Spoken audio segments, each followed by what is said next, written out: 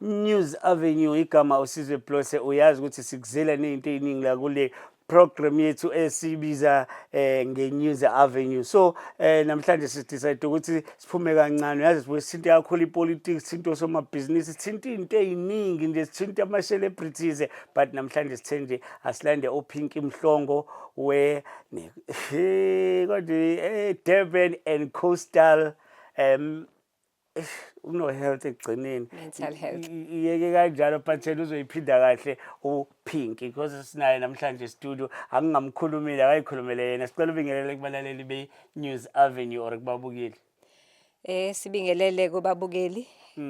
Sibonge ithuba enisinika lona. Njengoba sewushilo igama uPinky kwaMhlongo from Durban and Coastal Mental Health. Mental health. Yes. Eyicishe ngayithola kahle. So uzosichazela kancane ukuthi kwenzakalani ku Coastal Durban and Coastal Mental Health. Kwenzakalani lapho? Yes, usuyibambile. Yes, I Durban got and it Coastal right this time. Mental Health. Yes, on the 30th of July 2026, khona head office yethu in Sherwood. Sizobe sine mental health dialogue for artists and creatives. So we're trying to look at making an awareness for artists and creatives in terms of how mental health with creatives and the artist industry isebenza kanjani. Inini la mental health khona ingena. Because siyazi ukuthi into eziningi ziqala kwi-mind yomuntu. There is a brain, there is mind. So sifuna ke ukubanika lokho ukuthi ba-understand ukuze uhlale umqondo wabo usesimene se-right. Ngoba umsebenzi wethu thina as uDurban and Coastal Mental Health okwenza sure ukuthi imiphakathi yonke ngokwehlukahlukana kwawo umqondo wabo uhlale usesimene se-right. That's the reason why ke we decided ukuthi kulonyaka ake siqale ke manje ke sibuke this industry ngoba siyabona ukuthi kuningi okwenzakala khona okubathintayo emqondweni bengazi kodwa egcineni sibonke bayashayeka beshawa izinto abacabanga ukuthi zenzeka socially noma zenzeka na kwi-industry bese sigcina zibalimaza emqondweni. So that's the main reason why we said let us have this dialogue. So we will be looking at different issues. One, ukuthi kahle they have a space to share what is happening in this industry, what is affecting them, what are the things that they feel they are concerned about. That's number one. Then number two, we want to get into know ukuthi what are the people that they can come on board and assist them. Like, for example, we will have a session for AMA speakers who will share some information that we felt that they require. This information izobasiza kule industry abakuyona. Like, for example, we want to talk about a funeral plan. Ukuthi mhlambe kule industry yini bona abangayithola packages in lawa a funeral plan. So it's one of the things that I'm mentioning. And then after that, we will then have a session whereby we will consolidate everything that transpired lapha kwi-dialogue. And then sesiya nayo kwi-session 3 where we'll be looking at our solutions. So we'll divide them into commissions and then we give them to say these are the highlights of what has transpired with discussion of what is happening in the industry and how we are being affected mentally. And then now we're looking at our solutions so that when they go out and now they have a package to say we're not just coming for a dialogue, but we have something that we have received to say these are the things that we can do to improve our lives and then we remain mentally healthy in an industry. Mina ngiyayizwa kahle uyayibeka uPinky Mhlongo, uyibeka kahle futhi iyazwakala. Kodwa nje khona into engifuna ukuyi-check la. Benidila nama-artist, nidila naloluphi uhlobo lwama-artist because ama-artist maningi. Sidila nalo lonke uhlobo lama-artist. Kungabe vocalist, back vocalist, we lead singer, usenkonzweni, we deal with everybody, uya actor, noma ngabe wenza umsebenzi wezandla, we give you a platform because it's the same industry. That's why we're saying it's for the artists and creatives.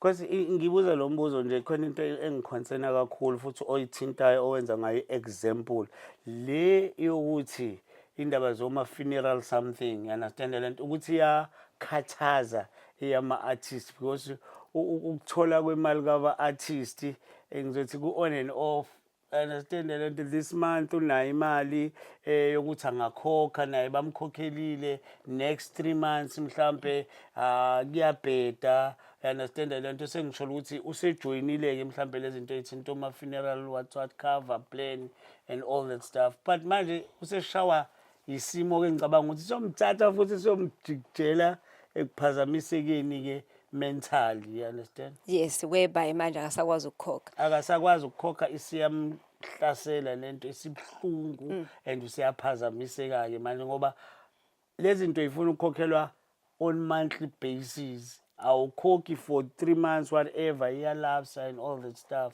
Ngifuna ungichazele nje lapho ikhona ezinye zeyinhlelo enithi sokwenza isiqiniseko sokuthi ekholeni kwabo baya maintaina ukuthi balele bebakhokhela laba bantu laba abakhavile, yabona. Fana nendaba I think usakhuluma kanjalo ngifikela nendaba ye medical aid, understand lento because ama artists kwesinye isikhathi lento ye medical aid nakhona ibalulekile especially nakubona.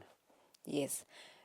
Okay, as we started this dialogue, we felt to just to answer your question, ukuthi once we bring on board these institutions that are dealing with directly with burial plans or funeral plans, we want them to have an idea because nabo bazobe khona ukuthi kahle kahle kule industry isebenza kanjani, so that it will influence how they can have packages that will suit this type of industry.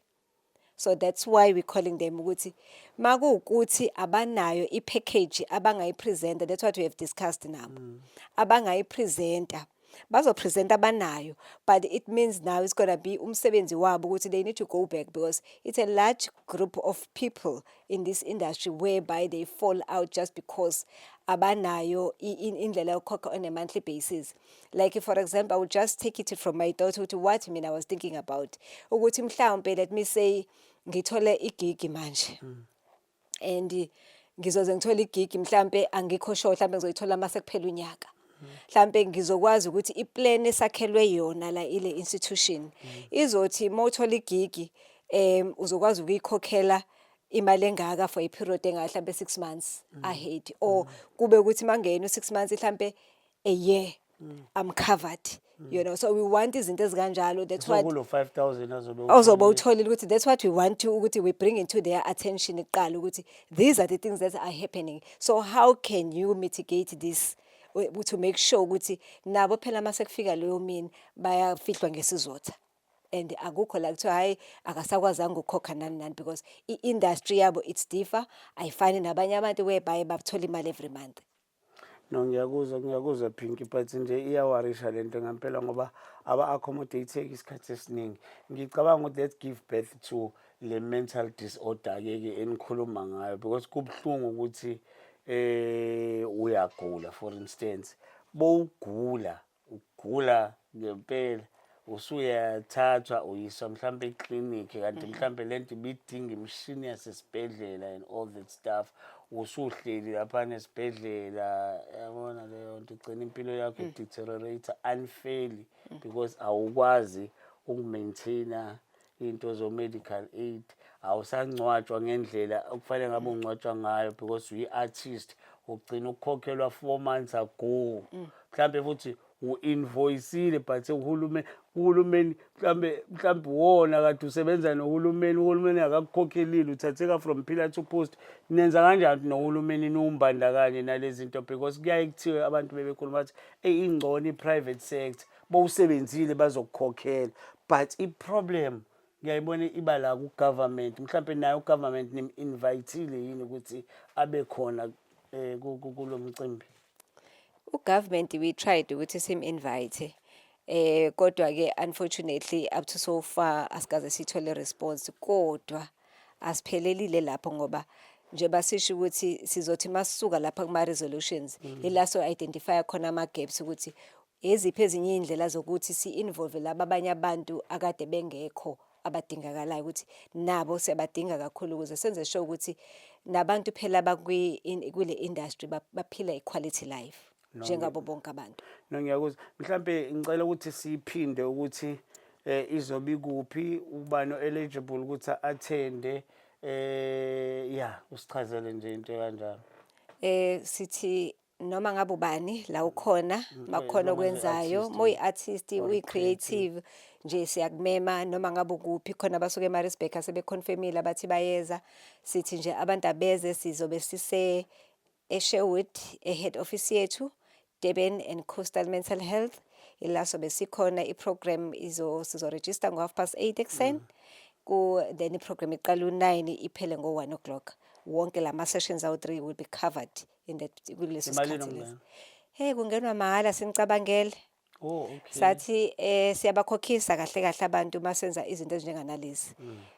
Kodwa sithe ngeke sikwazi ukuthi nathi sibone ukuthi ama artist ethu ayalimala bese sithi zisuka nje vele sibakhokhisa. Kungenwa ngamahala ha ukuza nje umuntu kuphela sidinga umuntu aconfirm ukuthi uyeza ngoba senzele uku-arrange ama-seat. No, kuyazwakala. Sesicela ungiphindele i-date ukuthi izobe kuphi nini ngifike kanjani lapha beza kanjani ama-artists khona na blind. Okay. 30 July, Thursday, next week. Or next week. Next week, Thursday. 30 July, from 8:30 to 1 o'clock. Sise Sherwood, number 3 Hatton Avenue, elasitholakala khona. Oh, okay. Number 3 Hatton Avenue in Sherwood. In Sherwood. No, ngicabanga ukuthi nje mhlawumbe likhona elokhu ugcina or parting shot. Ngingathi nje singajabula kakhulu abantu bezobenefita bazizwele bona ukuthi kanti lento ekuthi ukuphila komqondo into enjani mase bethola information, because that's what we want to do ukuthi siba empowerishe bathole information ezobenza bahlale bephila. Siyabonga. Mhlawumbe nizobafundisa futhi nangokonga imali zama-artists. Yes. Ukuthi ukiwa kanjani imali. Yes, i-constitution. Hithi ulande imoto yokugcina engahambi noPatrice Motsepe. Nje, exactly. This is what we are aiming for. Ukuthi abantu sibabone impilo zabo zisimama ukuthi nalaba basayangi kakhulu kube bona ama-benefits kakhulu ukuthi hey mangingena la kule industry kahle yini ekufanele ngabe ngiyayenza ngiyaphi ngiqalaphi kahle. That's what we need to assist them with. No, siyabonga kakhulu Pinky Mhlongo. Besikhuluma no Pinky Mhlongo wase Durban and Coastal Mental Health. Yes. Got it right. Siyabonga kakhulu ngesikhathi sakho. Don't you dare do what I wouldn't do. If you do it, please take pictures.